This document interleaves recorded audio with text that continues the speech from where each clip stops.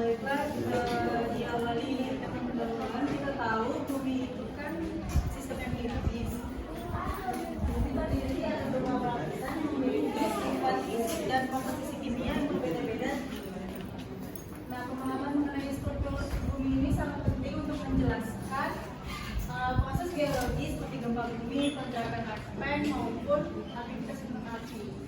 Dengan kita mengetahui bagaimana lapisan tersebut bekerja, kita dapat memahami dinamika planet untuk memanfaatkan informasi dalam eksplorasi sumber daya alam dan mitigasi bencana.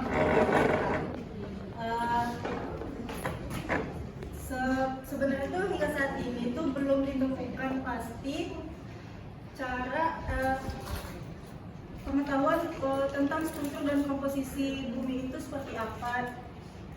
Jadi salah satu cara yang dilakukan itu untuk mengetahui struktur dan komposisi bumi itu dengan cara pemboran.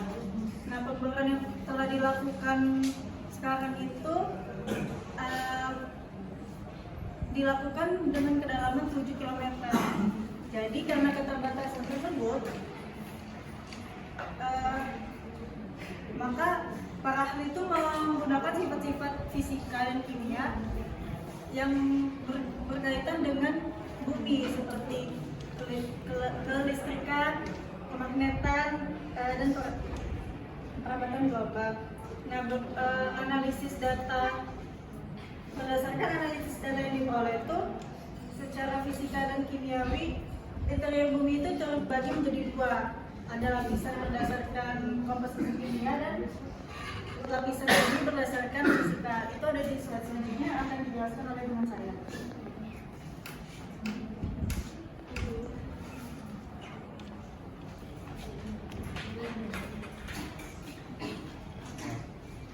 Yang pertama itu pembagian berdasarkan skala fisik. Pertama itu adalah aktivitas sfer. Aktivitas sfer itu sendiri merupakan lapisan paling luar bumi yang bersifat kaku ataupun luas. Dan lapisan sfer ini terdiri atas kerak bumi dan bagian paling atas dari mantel. Aktivitas sfer ini terbagi menjadi beberapa lempeng tektonik besar maupun kecil yang terus bergerak di atas astenosfer yang lebih plastis. Pergerakan lempeng inilah yang menjadi penyebab utamanya terbentuk seperti gunung, gempa bumi, palung samudra, dan aktivitas tektonik lainnya. Dan ketebalan litosfer ini bervariasi. Umumnya itu berkisar sekitar kurang lebih 100 km. Yang kedua itu astenosfer. Astenosfer ini adalah lapisan di bawah litosfer yang bersifat semi cair ataupun plastis. Dan material pada lapisan ini dapat mengalun perlahan akibat adanya pengaruh dari suhu maupun tekanan yang besar. Dan sifat plastis astenosfer ini memungkinkan terjadinya arus konveksi, yang dimana pergerakan material panas dari dalam bumi ke atas dan material yang lebih dingin menuju turun ke bawah. Dan arus konveksi inilah yang menjadi penggerak utama pergerakan lempeng tektonik di atasnya. Astenosfer berada pada kedalaman sekitar 100 sampai 350 km di bawah permukaan bumi. Selanjutnya akan dijelaskan oleh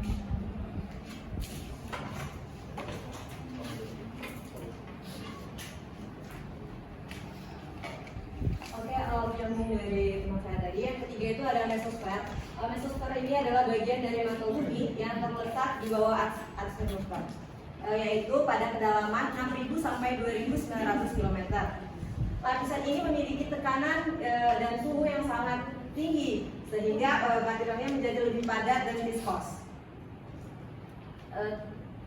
dibandingkan lapisan di atasnya. Jadi dia itu lebih padat dan viskos dibandingkan lapisan di atasnya. Setelah itu, meskipun padat, mesosfer ini tetap dapat mengalami deformasi dalam waktu yang sangat lama. Lapisan ini berperan penting dalam menghantarkan panas dari inti bumi ke lapisan atas mantel, mendukung dinamika konveksi mantel. Yang keempat itu ada inti luar dan inti dalam. Inti luar itu merupakan lapisan yang berada pada kedalaman sekitar 2.900 sampai 5.150 km. Lapisan ini bersifat cair dan tersusun. Pergerakan material cair di inti luar menghasilkan medan magnet bumi, sehingga lapisan ini melindungi planet. Sehingga lapisan ini memiliki peran penting dalam melindungi planet dari radiasi kosmik. Yang selanjutnya itu ada yang di dalam, planet tadi yang di luar, sama yang di dalam. Yang di dalam itu terletak di pusat bumi dan bersifat padat. Meskipun suhunya sangat tinggi, tekanan ekstrem membuat materialnya yang didominasi besi dan nikel itu tetap berada dalam keadaan padat. Inti dalam itu keadaannya memiliki radius sekitar 1220 km dan memberikan kontribusi besar terhadap kestabilan thermal dan struktur internal bumi. Selanjutnya itu akan dilanjutkan oleh Pak. Baik, saya akan melanjutkan struktur bumi secara kimia atau komposisi, yaitu adanya kerak atau crust, kemudian mantel atau mantel, dan inti atau core. Pada kerak atau crust yang kita ketahui merupakan lapisan paling luar dari struktur bumi dan tempat berlangsungnya seluruh aktivitas kehidupan. Kerak memiliki ketebalan sekitar 5-10 km pada kerak samudra hingga 30-70 km pada kerak benua. Komposisinya terdiri dari batuan silikat dengan perbedaan utama antara kerak benua yang kaya akan mineral granitik dan kerak samudra yang didominasi oleh batuan basaltik. Meskipun merupakan lapisan paling tipis, kerak bumi sangat penting karena menjadi dasar karena pembentukan daratan lautan serta berbagai proses geologis seperti pembentukan gunung, gempa, dan vulkanik. Kemudian ada mantel bumi, merupakan lapisan yang terletak di bawah kerak dan bagian terbesar dari volume bumi dengan ketebalan sekitar 2-2900 km. Lapisan ini tersusun terutama dari batuan silikat yang kaya magnesium dan besi seperti peridot atau batuan duku padat berbutir kasar.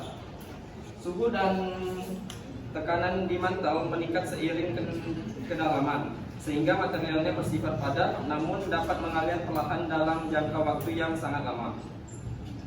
Arus konveksi yang terjadi di dalam mantel berperan penting dalam menggerakkan lempeng tektonik, memicu aktivitas vulkanik, serta memengaruhi dinamika geologi bumi secara keseluruhan. Dan ada inti bumi atau core, yaitu bagian terdalam dari struktur bumi dan terdiri atas dua lapisan utama, yaitu inti luar dan inti dalam. Pada inti luar berada pada kedalaman sekitar 2.900 sampai 5.150 km dan bersifat cair, tersusun dari campuran besi dan nikel. Pergerakan cairan logam ini menghasilkan medan magnet bumi. Di bawahnya terdapat inti dalam yang bersifat padat. Karena tekanan ekstrim meskipun suhunya sangat tinggi, inti dalam didominasi oleh besi dan nikel serta memiliki radius sekitar 1220 km. Secara keseluruhan, inti bumi berperan penting dalam menjaga kestabilan thermal planet dan menciptakan perlindungan melalui medan magnet.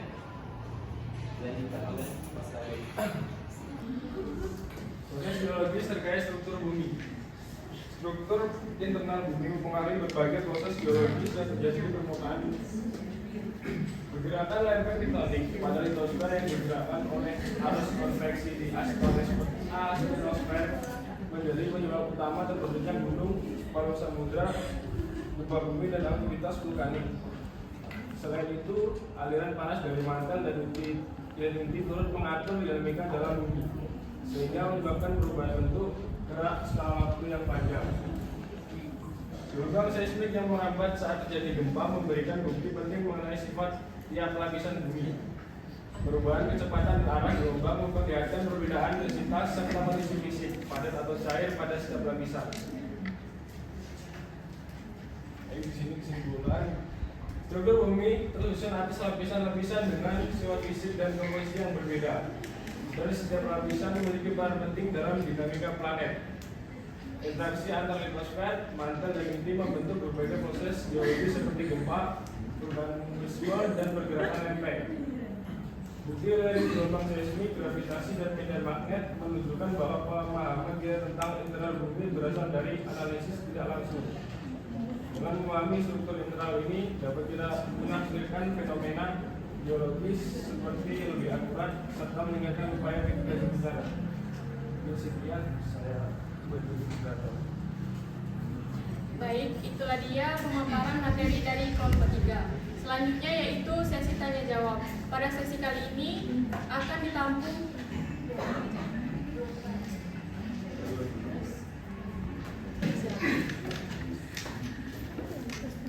Baik, terima kasih untuk saudara-saudari yang telah melakukan presentasi dengan baik. Saya izin bertanya mengenai jika ada mantel terdiri dari lapisan dengan viskositas berbeda, mantel atas lebih rendah, mantel bawah lebih tinggi. Bagaimana dinamika konveksi akan berubah jika perbedaan viskositas antara kedua lapisan itu diperkecil menjadi sangat kecil? Apa konsekuensinya bagi pola sirkulasi mantel, laju pergerakan lempeng, dan pembentukan plug? Terima kasih.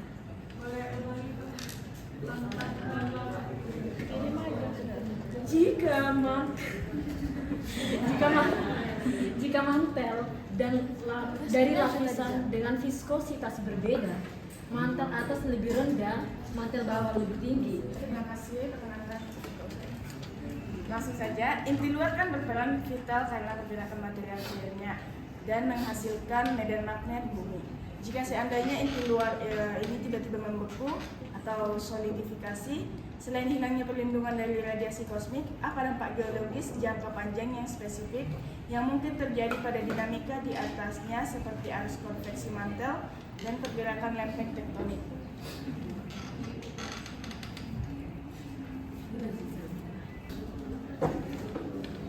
Baik ya, izin sebelumnya pada kelompok yang presentasi. Jadi tadi sudah dijelaskan di PPT itu beberapa tentang lapisan bumi ya.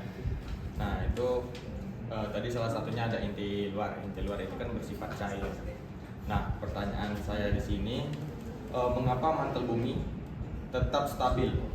Padahal dia berdiri pada inti luar bumi yang bersifat cair. Jadi secara logika kan kalau ada benda cair yang mungkin diletakkan benda padat di atasnya mungkin akan bergoyang. Nah mungkin pertanyaan saya, mengapa mantel bumi itu tetap stabil pada berdiri pada inti luar?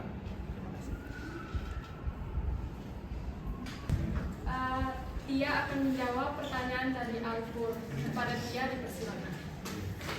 Jadi pertanyaan aku tadi kan mengapa mantel bumi tetap stabil padahal berada di inti luar.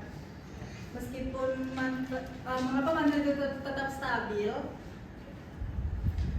itu karena beberapa faktor. Salah satunya beberapa faktornya itu adanya komposisi yang berbeda. Jadi kan sifat material dari mantel itu kan dia dari batu silikat yang padat, sedangkan inti luar itu tersusun dari logam yang cair. Jadi perbedaan komposisi dan densitas itu tuh membuat mantel tidak akan bercampur dengan inti luar.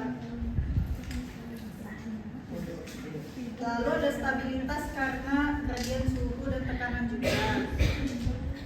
Suhu mantel bawah kan memang panas, tetapi tekanannya itu membuat batuan mantel tetap padat, bukan mencair. Jadi dia tetap stabil. Apakah masih bingung apa? Selanjutnya pertanyaan dari Mbak Tere. Pada Parvan, silakan. Saya akan mengampar pertanyaannya tadi. Jika mantel terdiri dari lapisan dengan viskositas berbeda, mantel atas lebih rendah dan mantel bawah lebih tinggi. Bagaimana dinamika konveksi akan berubah jika perbedaan viskositas antara kedua lapisan itu diperkecil menjadi sangat kecil? Apa konsekuensinya bagi pola sirkulasi mantel, laju pergerakan lempeng, dan pembentukan plug? Baik, yang pertama dampak pada pola sirkulasi mantel. Perbedaan viskositas besar, mantel bawah yang jauh lebih viskos menjadi lebih kaku dan lambat. Mantel atas lebih encer, alirannya lebih cepat.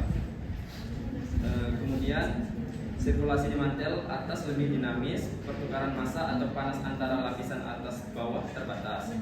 Lempeng tektonik terutama dikendalikan oleh konveksi di mantel atas. Kemudian laju pergerakan lempeng, hambatan internal berkurang atau slab turun lebih mudah. Kemudian gaya tarikan slab meningkat dan lempeng bergerak lebih cepat. Kemudian untuk pembentukan klum, batas antar lapisan tidak lagi menjadi penghalang. Klum lebih mudah terbentuk dan naik hingga ke permukaan.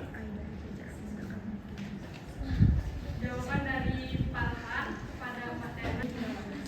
Baiklah, terima kasih kepada Pak Tere. Selanjutnya, Jumetri akan menjawab pertanyaan dari Ida. Kepada Jumetri, dipersilakan. Baik, di sini saya pertanyaannya. Izin mengulangi pertanyaannya. Jika seandainya izin keluar tiba-tiba membutuh atas kualifikasi, selain dalamnya perlindungan dari radiasi kosmik, apa dampak biologis jangka panjang yang spesifik yang mungkin terjadi pada dinamika di atasnya seperti arus mantel dan pergerakan tektonik. Jadi jika inti luar membentuk dampak geologis jangka panjangnya adalah yang pertama itu produksi panas dari bawah, yang dimana inti luar yang padat akan menjadi insulator thermal yang jauh lebih efisien, dimana perpindahan panas dari inti yang tersisa ke mantel akan didominasi oleh produksi yang lambat, sehingga bukan konveksi fluida yang tidak sedikit. Yang kedua itu melambatnya arus konveksi. Hilangnya pasokan panas yang besar dan dinamis dari bawah akan sangat mengurangi perbedaan suhu, sehingga arus konveksi mantel akan melambat drastis dan bahkan mungkin berhenti sama sekali seiring waktu. Yang ketiga itu pendinginan mantel. Mantel akan berangsur mendingin dan menjadi lebih padat dan kaku, sehingga mengurangi elastisitasnya yang mungkin mengurangi adegannya. Baiklah, itulah jawaban dari Jumetri kepada Ida atas pertanyaannya. Terima kasih atas materi yang sangat menarik ini.